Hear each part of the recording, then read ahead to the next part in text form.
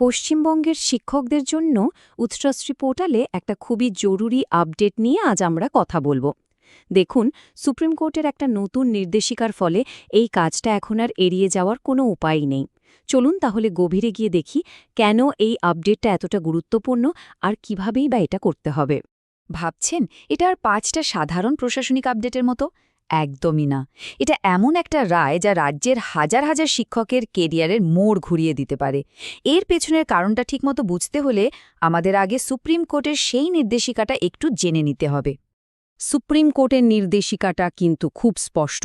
1 September 2025 থেকে যে সমস্ত শিক্ষকের চাকরির মেয়াদ এখনও 5 বছরের বেশি বাকি আছে তাদেরকে অবশ্যই টিচার এলিজিবিলিটি টেস্ট বা টেট পাশ করতেই হবে।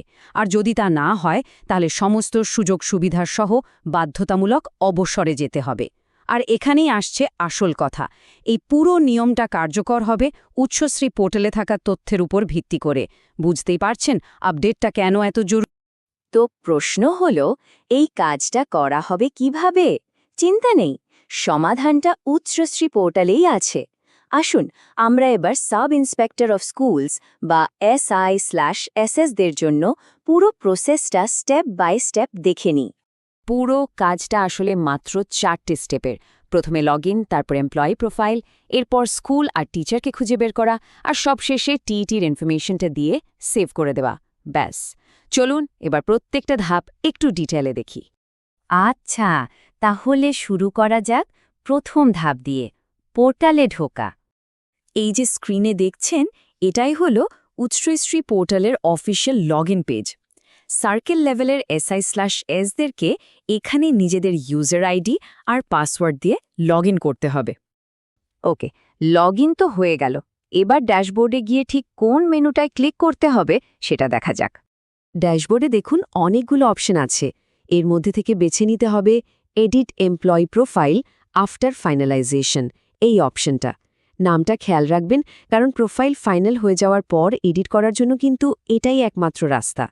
বেশ, এবার 3 নম্বর ধাপে চলে এসেছি। এখানে আমাদের কাজ হলো নির্দিষ্ট শিক্ষককে খুঁজে বের করা।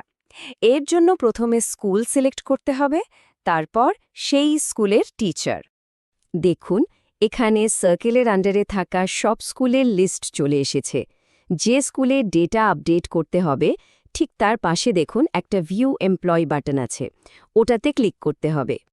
যেই ভিউ এমপ্লয়িতে ক্লিক করা হবে সঙ্গে সঙ্গে ওই স্কুলের সব টিচারদের লিস্ট চলে আসবে। এবার যার প্রোফাইলটা আপডেট করতে হবে তার নামের পাশে পার্সোনাল ডিটেলস কলামের নিচে যে ছোট্ট আইকনটা আছে ওটাই হলো আসল লিঙ্ক, ওটাতে ক্লিক করতে হবে। আর আমরা পৌঁছে গেছি একদম শেষ ধাপে। আর এটাই কিন্তু সবথেকে জরুরি, শিক্ষকের টেট স্ট্যাটাসটা ঠিকঠাকভাবে আপডেট করা। আইকনটায় ক্লিক করার পরেই শিক্ষকের পুরো প্রোফাইলটা খুলে যাবে। এখানে দুটো ফিল্ডের দিকে বিশেষ নজর দিতে হবে। 1, ওয়েদার টেট কোয়ালিফাইড, আর 2, ইয়ার অফ পাসিং। খেয়াল রাখতে হবে এই দুটো তথ্য যেন একদম 100% সঠিক হয়। দেখুন, ব্যাপারটা খুব সহজ। যদি শিক্ষক টেট পাশ করে থাকেন তাহলে ড্রপডাউন থেকে ইয়েস সিলেক্ট করতে হবে আর পাশের সালটা অবশ্যই বসাতে হবে। আর যদি পাশ না করে থাকেন তাহলে সিম্পলি নো সিলেক্ট করতে হবে। কিন্তু যেটাই করা হোক না কেন, তথ্যটা যেন এক চুলো ভুল না হয় এটা নিশ্চিত করতে হবে।